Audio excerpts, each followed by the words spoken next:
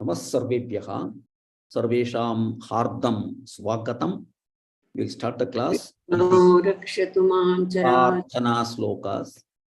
Krishno Rakshatu Man Chara Chara Guruhu Krishna Namasyamyaham Krishne Namara Satravo Vinihataha Krishnaya Tasmai Namaha Krishna Deva Samutthidam Jagatidam Krishnasya Dasosmyaham Krishne Bhaktira Chanchalastu Bhagavan He Krishna Tubhyan Namaha Prapanna Parijataya Totra Vetraika Panaye Jnana Mudraya Krishnaya Gita Mritaduhe Namaha Vasudeva Sutan Devam Kamsa Chanura Mardanam Devaki Paramanandam Krishna Vande Jagat Gurum.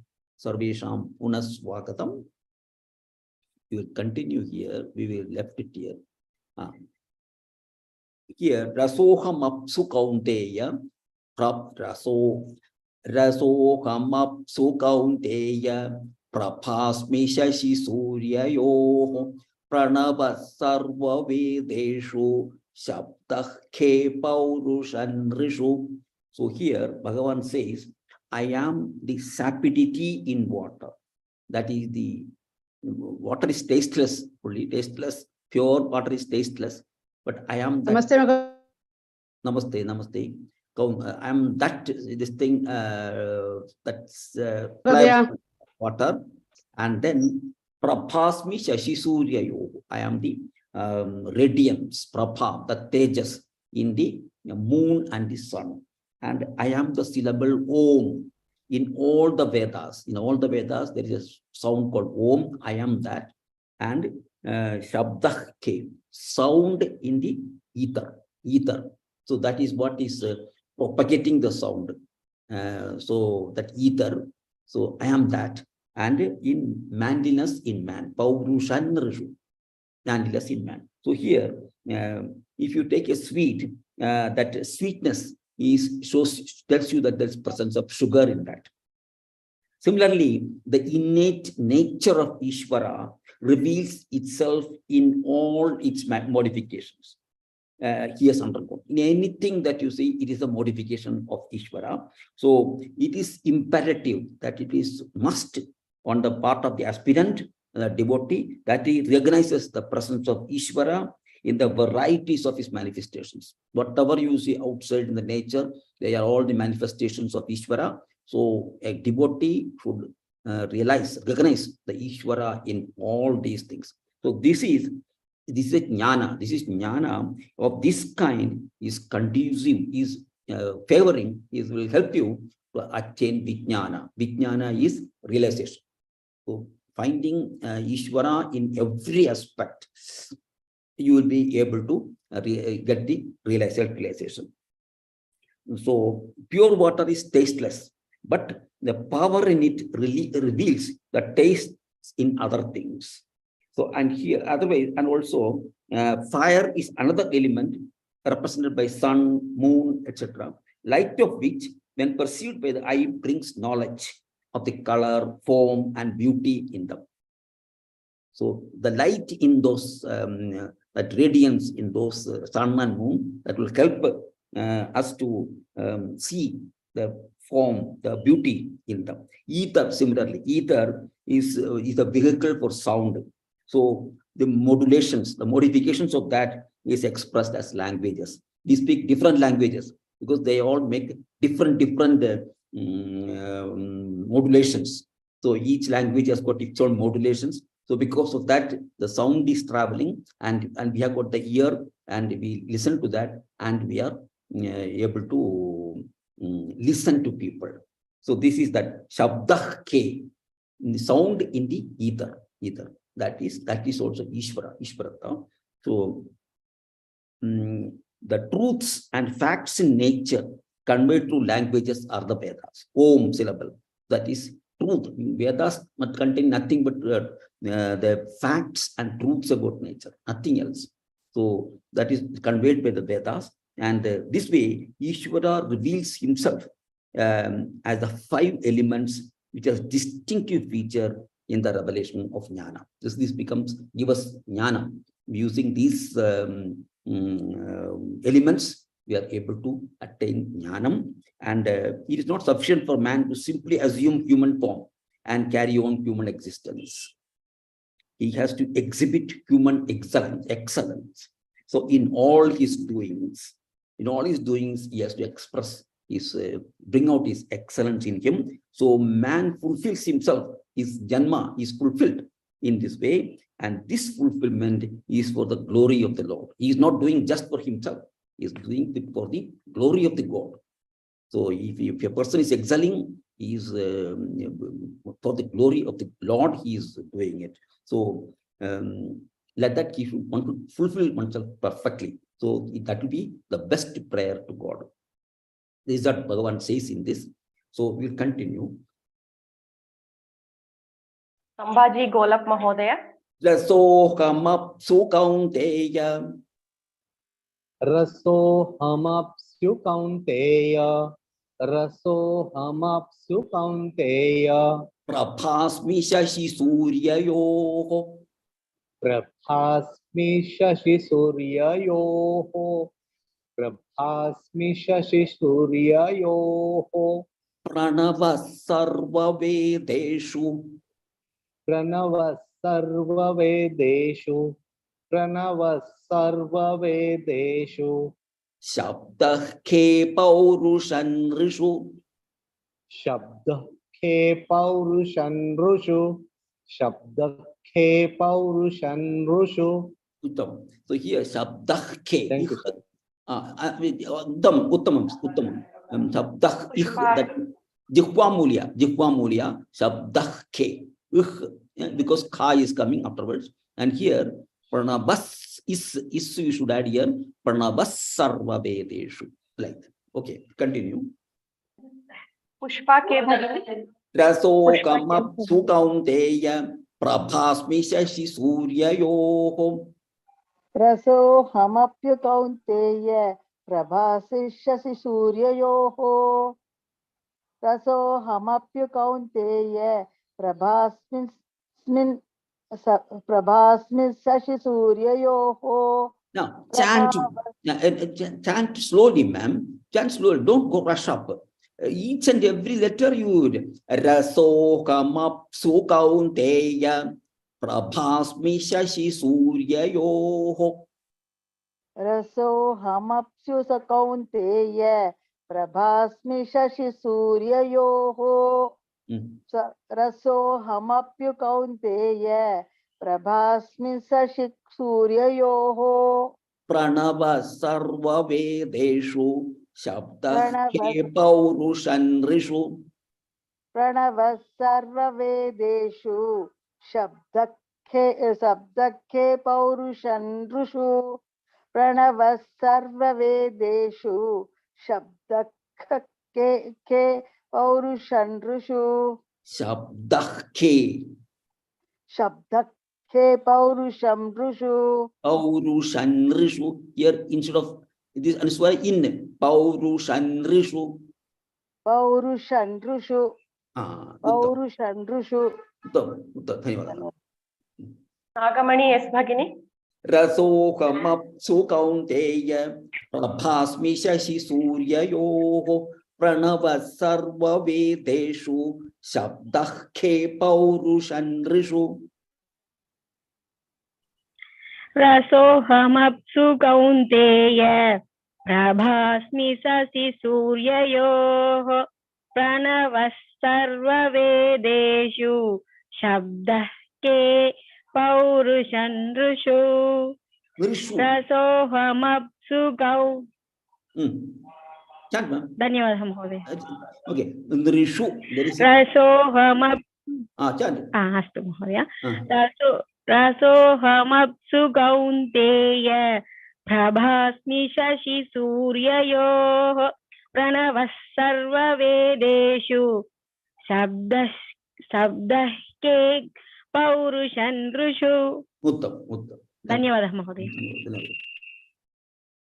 Lakshmi HS bhagini. Full shloka. Lakshmi HS Bhagini.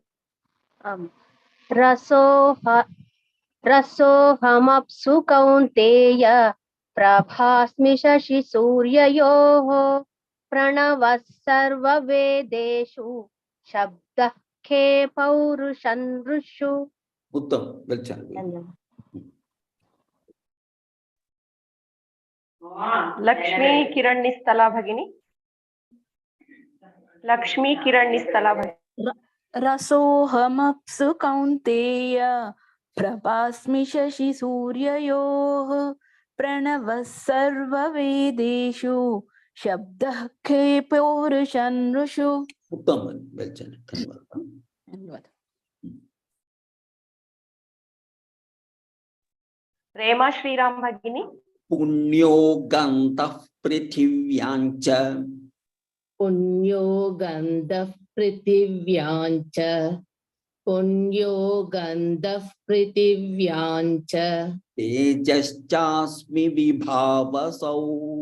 तेजश्चास्मि विभावसौ तेजश्चास्मि विभावसौ जीवनं सर्वभूतेषु. जीवनं सर्वभूतेषु जीवनं सर्वभूतेषु तपश्चास्मि तपस्विषु. तपश्चास्मि तपस्विषु तपश्चास्मि तपस्विषु. Uttam, well channeled. So, punyo gantah prithivyancha. So, I am the sweet fragrance in the earth. Sweet fragrance in the earth. And tejaschasmi vibhavaso. That is the brilliance in the fire. The fire that you see, the brilliance in that fire is myself. That tejas is myself. That radiance or the splendor of that fire is myself. And then jivanam sarvabhuteshu. I am the life in all beings. In all beings, I am the life, and I am the austerity in ascetics. Ascetics means who deny themselves luxuries and pleasures and carry out a very strict life. So in them, I am that austerity. Those who ascetics, I am the austerity. In the earth, I am the order. So order in all forms is characteristic of element earth. There are orders of all kinds will be there in the earth. Bad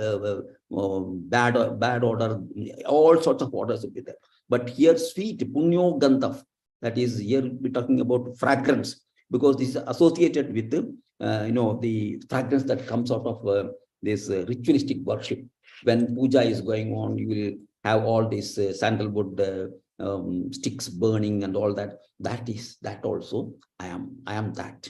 So Bhagavan says, and the brilliance in fire. Tejaschasmi bhavaso. The brilliance in the fire is myself. So and also the brilliance in sun also myself. So both of them are the physical representations of the splendor of Brahman. Splendor of Brahman is manifested in these things. So meditation on sun and fire, meditation leads to the recognition of the divine blaze within oneself.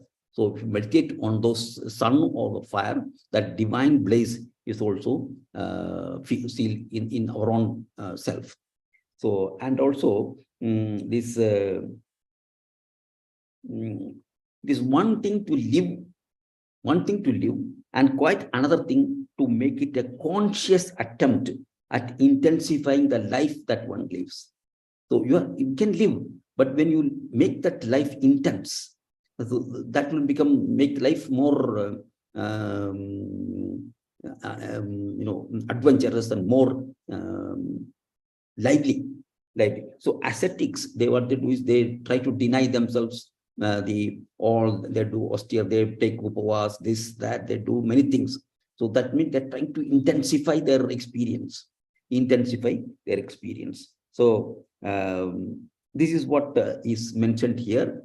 And here, Jivanam Sarvabhuteshu, in all beings, I am the life.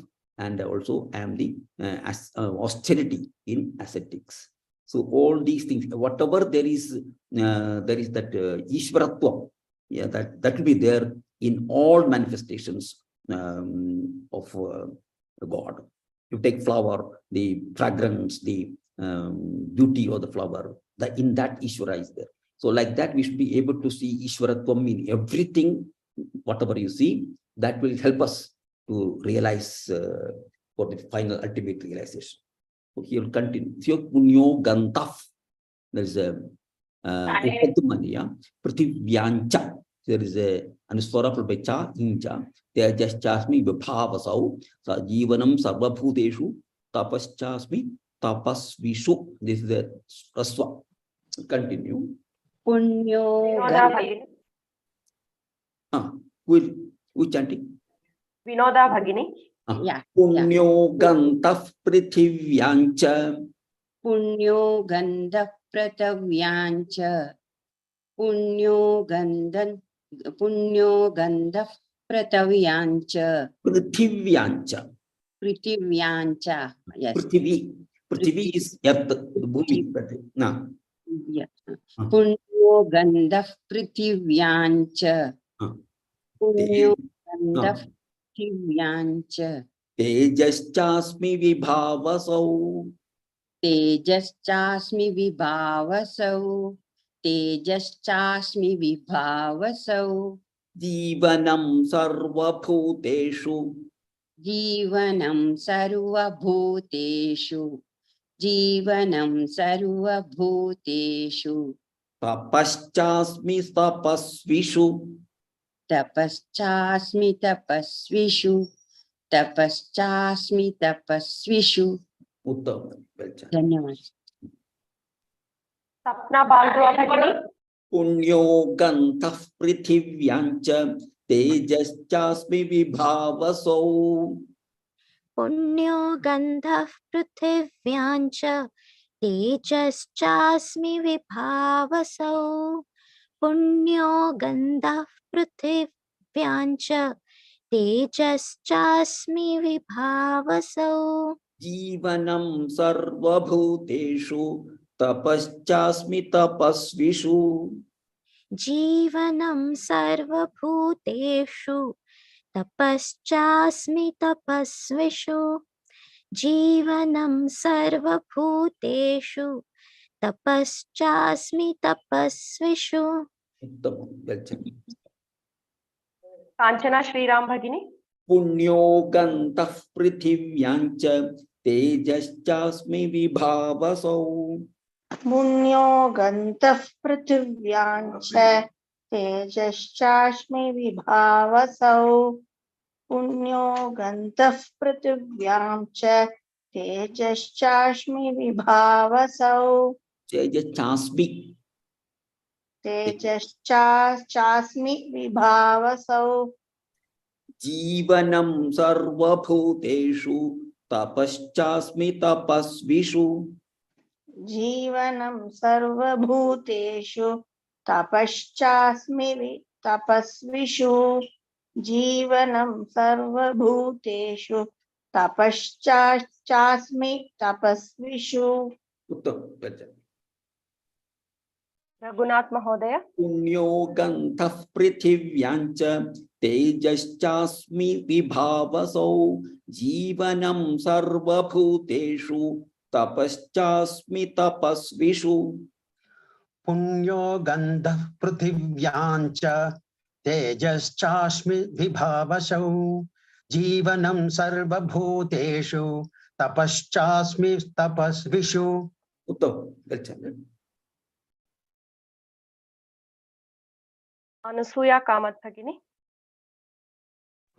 Anasuya Kamath. Punyo Gandha Prativyancha Tejaschasmiti Bhavasau. Jivanam Sarvabhuteshu. Tapaschasmi tapasvishu. Uttam. Here, Prithivyancha. Prithivyancha. Prithivyancha. Is not Punyo Gandha Prativyancha. No, you should say. Prithvi. पुण्यो गंध पृथिव्यां च Ah, पुण्यो गंध पृथिव्यां च पृथिव्यांच. प्रति Ah, okay. पृथ्वी पृथ्वी Prati. पुण्यो गंध पृथिव्यां च But telling prati, it is priti. पृथि Ah, correct? No, it's not Ah. correct. pr. Pr Is it ru? It is ru, you know, not ra, pra. Ra Ru, means one ru, word become ru, pra. ru, Pr. ru, P plus ru, ru. Please, p plus p plus ru is that is ru, not ru. Ru. P plus Pr. ru. Pr. पुण्यो गंध पृथिव्यां च. I think you have to correct it. No, it's not coming. Okay. Okay. Correct I'll it. try. I'll practice and see. Okay. तेजश्चास्मि विभावसौ जीवन सर्वभूतेषु तपश्चास्मि तपस्विषु. Uttam. धन्यवाद महोदय. हेमा KR भगिनी. पुण्यो गन्धः पृथिव्यां च तेजश्चास्मि विभावसौ जीवनं सर्वभूतेषु तपश्चास्मि तपस्विषु. Uttam. Thank you.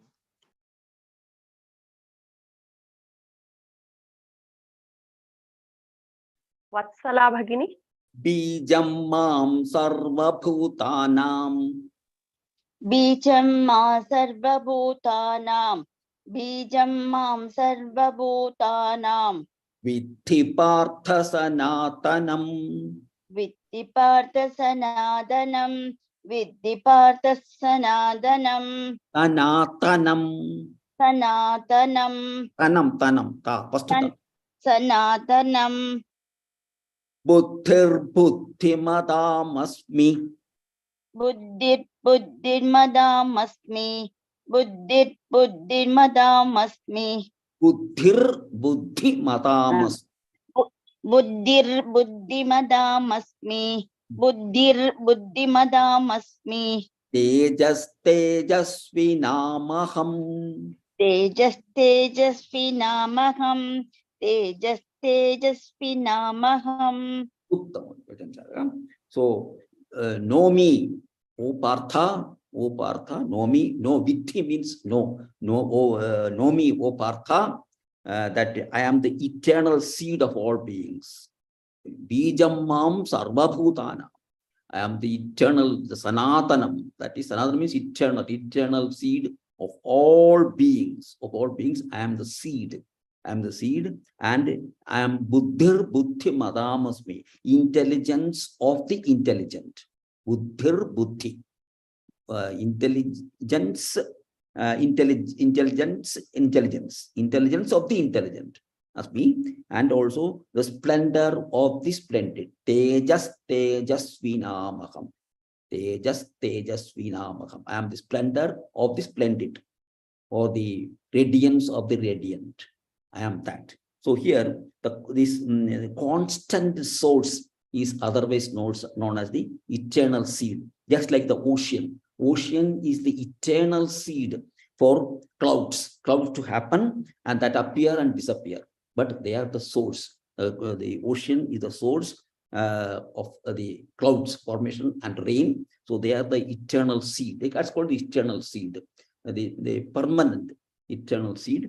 And also similarly, the Lord is this way the source of all beings.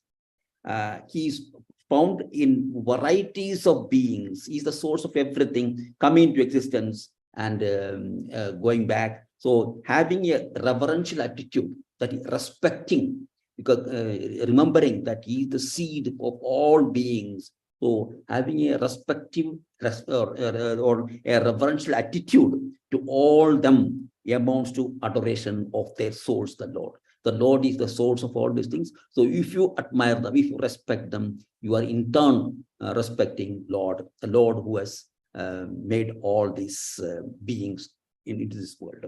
So beings are classified according to intelligence. So clarification of the intelligence is a very noble purpose of life. You have to be clear make your mind very clear, make your buddhi very clear.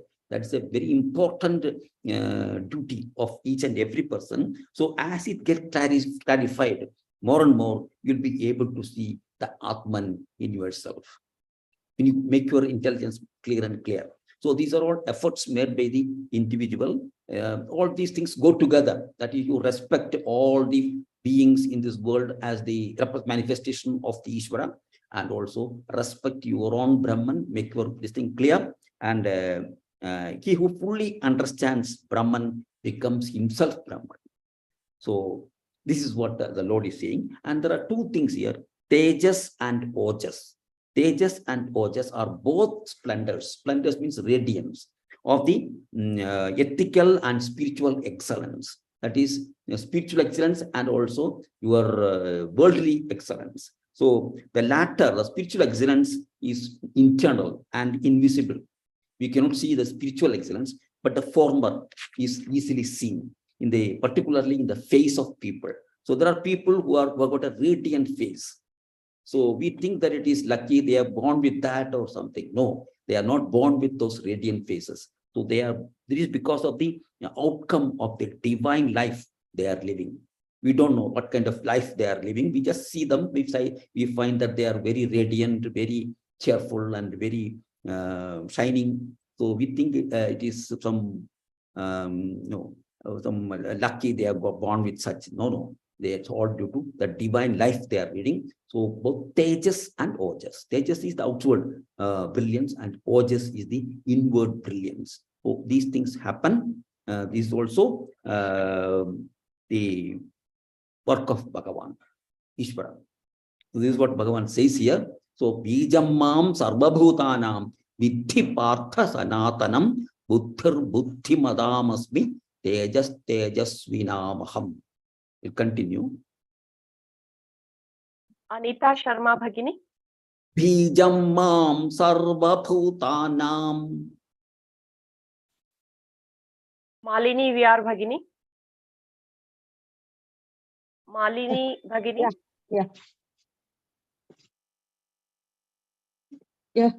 Bijam Mam Sarvabhutanam.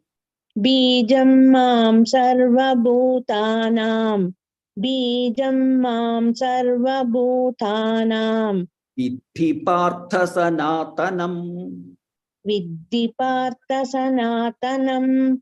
Vidhi Partha Sanatanam. Buddhir Buddhimatamasmi. Buddhir Buddhimatamasmi. Buddhir Buddhimatamasmi. Tejas Tejasvinamaham. Tejas Tejasvinamaham. Tejas Tejasvinamaham. Tejas Tejasvinamaham. Tejas Tejasvinamaham. Tejas Tejasvinamaham. Uttam. Dhanyavadaha. Peni Shankar Narayan Bhagini. Bijam Mam Sarvabhutanam Vidhi Partha Sanatanam. Bijam Mam Sarvabhutanam Vidhi Partha Sanatanam. Bijam Mam Sarvabhutanam Vidhi Partha Sanatanam. Buddhir Buddhimatamasmi. Buddhir Buddhimatamasmi. Buddhir Buddhimatamasmi. Tejas Tejasvinamaham. Tejas Tejasvinamaham. Tejas Tejasvinamaham. Uttam. Dhanyavadaha. Well chanted. Padma Jagan Bhagini. Bijam Mam Sarvabhutanam Vidhi Partha Sanatanam. Bijam mam sarva bhutanam vidhi partha sanatanam. Bijam mam sarva bhutanam vidhi partha sanatanam. Buddhir Buddhimatamasmi Tejas Tejasvinamaham. Buddhir buddhimatamasmi Tejas tejasvinamaham.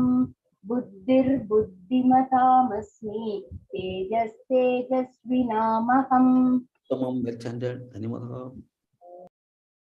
Meenakshi Ramamurthy Bhagini. Bijam mam sarva bhutanam vidhi partha sanatanam buddhir buddhimatamasmi tejas tejasvinamaham. बीजं मां सर्वभूतानां विद्धि पार्थ सनातनं बुद्धिर्बुद्धिमतामस्मि तेजस्तेजस्विनामहम् Uttam well chanted. Lakshmi HS Bhagini. Shloka. Bijam mam sarvabhutanam vidhi partha sanatanam buddhirbuddhimatamasmi tejas tejasvinamaham. Uttam well chanted. Dhanyawad.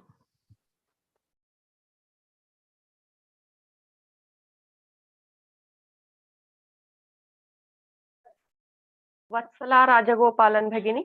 Balam balavatan chaham बलं बलवतां चाहं बलं बलवतां चाहं amaraga vivarjitam कामरागविवर्जितं कामरागविवर्जितं dharma viruddho bhuteshu धर्माविरुद्धो भूतेषु धर्माविरुद्धो भूतेषु dharma dha धर्मा dharma धर्माविरुद्धो भूतेषु kamosmi bharatarshava. कामोऽस्मि भरदर्षप कामोऽस्मि भरदर्षप Here I chanted kamosmi bharatarshava. Here it is hraswa. कामोऽस्मि भरदर्षप Now you are elongating it. Kamosmi, it is not there. Kamosmi. कामोऽस्मि भरदर्षप Yes. Wherever there is hraswa, only hraswa. Kamosmi bharatarshava. कामोऽस्मि भरदर्षप Yes, Uttamam. So go and just balam balavatan chaham. So I am the strength of the strong. I am the strength of the strong. People who are strong, that strength is Bhagavan, and of divide of desire and passion. So a strength of the person who is devoid, who is free from desire and passion. Kama raga vivarjitam. Kamam and ragam, desire and passion is not there. Without kamam and passion, I am the strength of such a person. And dharma viruddho bhuteshu. In all beings, I am kamosmi. I am kamosmi. I am desire. I am desire. But it is not against the dharma. Dharma viruddho. Actually, what is allowed in dharma, I have that desires which are allowed in dharma, which is not allowed in dharma, not that. Which is allowed by dharma, I am that desire. O chief of Bharatas. Bharatar Shabha means O chief of Bharatas. So here, kama is the desire, kama or desire is the hankering of the mind for objects that are invisible and not yet obtained. You have not yet obtained it, but you have got a desire for that. That's kamam. And while raga, passion, is clinging and craving for the visible and obtained objects. Clinging on that. That is passion for something. And then kama is desire for something which is not attained. That is kama. So that strength is abused, which is direct towards fulfillment of desire and passion. If the strength is applied for getting fulfilling these desire and passion, that strength is abused. Strength has to be used for good purposes. So without kama and raga, anything else, if you apply, that strength is utilized properly.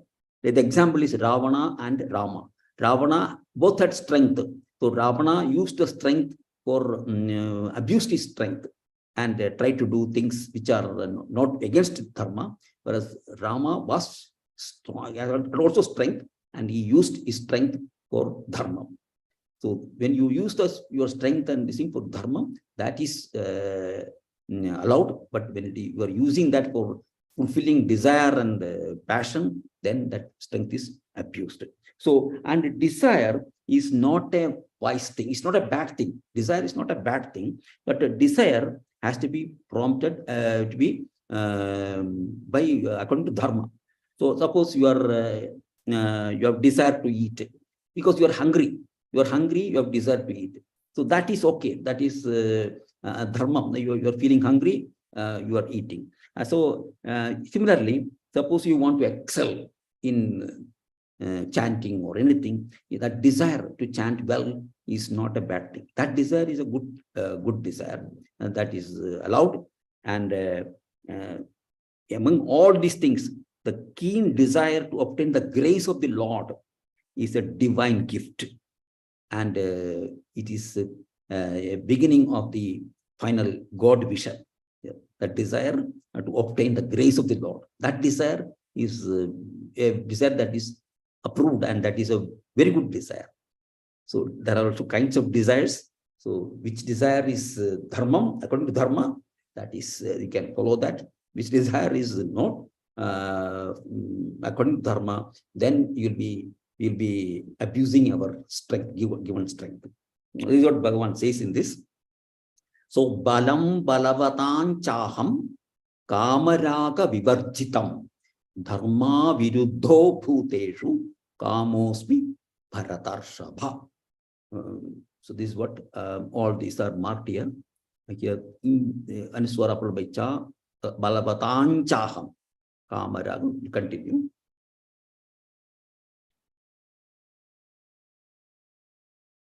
Sambhaji Golap Mahodaya. Balam balavatan chaham. Balam balavatan chaham. Balam balavatan chaham. Kamaraga vivarjitam. Kamaraga vivarjitam. Kamaraga vivarjitam. Dharma viruddho bhuteshu. Dharma viruddho bhuteshu. Dharma viruddho bhuteshu. Kamosmi bharatarshava. Kamosmi bharatarshava. Kamosmi bharatarshava. Thank you, sir. Pushpa K. Bhagini. Balam balavatan chaham kamaraga vivarjitam. Pushpa K. Bhagini. Yes, no, I have unmuted. Something is wrong in my this thing. Balam balavatam chaham kamaraga vivarjitam dharma viruddho bhuteshu kamosmin bharatashabha. Chant the first only. First line only. 2 times. Balam balavatan chaham kamaraga vivarjitam. Balam balavatan chaham kamakraga vivarjitam. Dharma viruddho bhuteshu kamosmi bharatarshava. Dharma viruddho bhuteshu kamosmi bharatarshava. Dharma viruddho bhuteshu kamosmin bharatarshava. Kamosmi. Kamosmi bharatarshava. Bharatarshava. Bharatarshava. Each letter. Bharatarshava. Bharatarshava. Each letter you must tell clearly. Okay? Yes. Dhanyawad. No problem. Veni Shankar Narayanan Bhagini. Balam balavatan chaham kamaraga vivarjitam. Balam balavatan chaham kamaraga vivarjitam बलं बलवताञ्चाहं कामरागविवर्जितम् धर्मा विरुद्धो भूतेषु कामोऽस्मि भरतर्षभ धर्मा विरुद्धो भूतेषु कामोऽस्मि भरतर्षभ धर्मो विरुद्धो भूतेषु कामोऽस्मि भरतर्षभ धर्मा विरुद्धो धर्मा विरुद्धो भूतेषु धर्मा विरुद्धो भूतेषु कामोऽस्मि भरतर्षभ उत्तम थैंक यू लक्ष्मी किरण निस्तला भगिनी बलं बलवताञ्चाहं कामरागविवर्जितं धर्मा विरुद्धो भूतेषु कामोऽस्मि भरतर्षभ बलं बलवताञ्चाहं कामरागविवर्जितं धर्मा विरुद्धो भूतेषु कामोऽस्मि भरतर्षभ। उत्तम गच्छन्तु कांचना श्रीराम भगिनी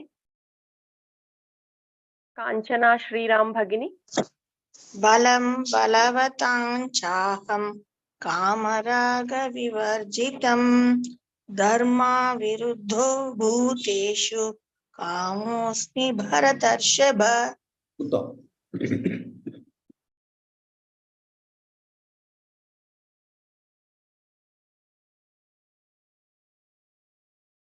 अपना बालदुआ भगिनी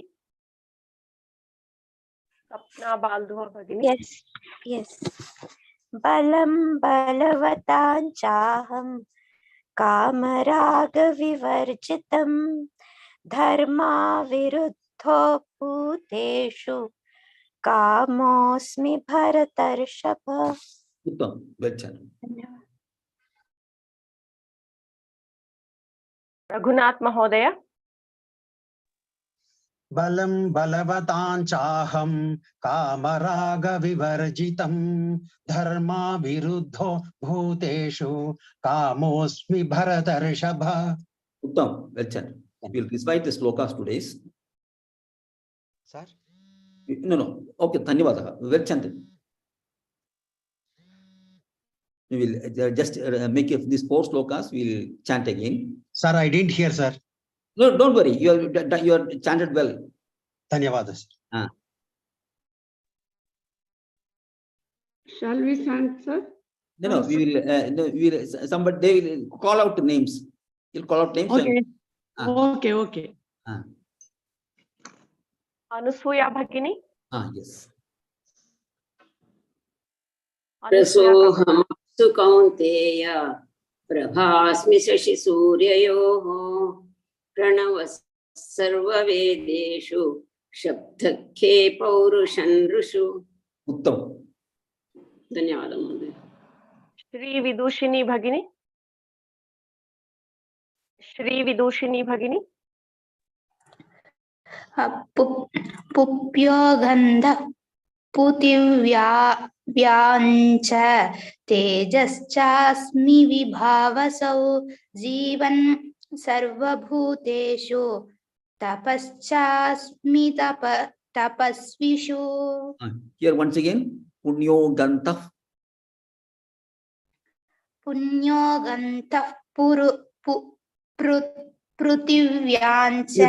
पृथिव्याञ्च पुण्यो गन्तः पृथिव्याञ्च तेजश्चास्मि विभावसौ जीवनं सर्वभूतेषु तपश्चास्मि तपस्विषु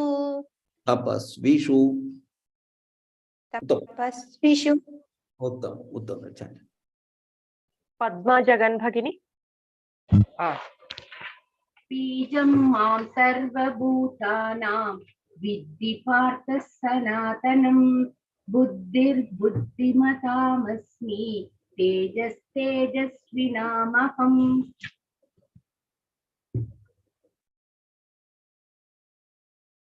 मीनाक्षी राममूर्ति भगिनी बलं बलवताञ्चाहं कामरागविवर्जितं धर्माविरुद्धो भूतेषु कामोऽस्मि भरतर्षभ. Uttam. So I will chant once the 4 slokas.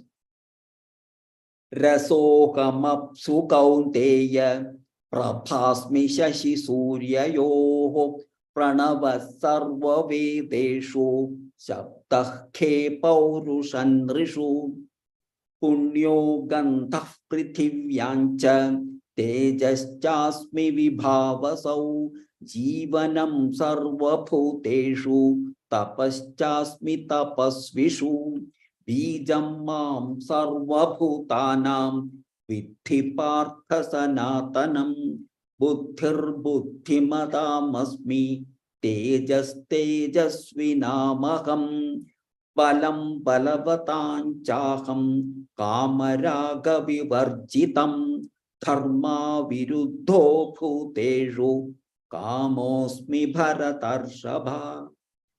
Samapayamaha, will conclude with the Shanti mantra. Om Purnamadah Purnamidam Purnat Purnamudachyate Purnasya Purnamadaya Purnameva Vasishyate.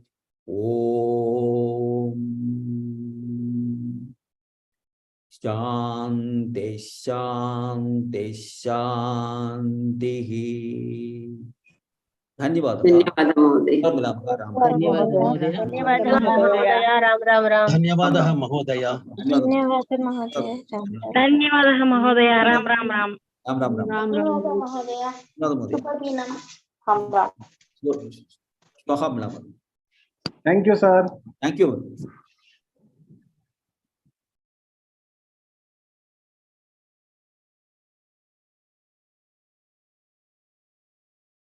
Modi, you can Okay. close. धन्यवादः महोदय. धन्यवाद. You can close.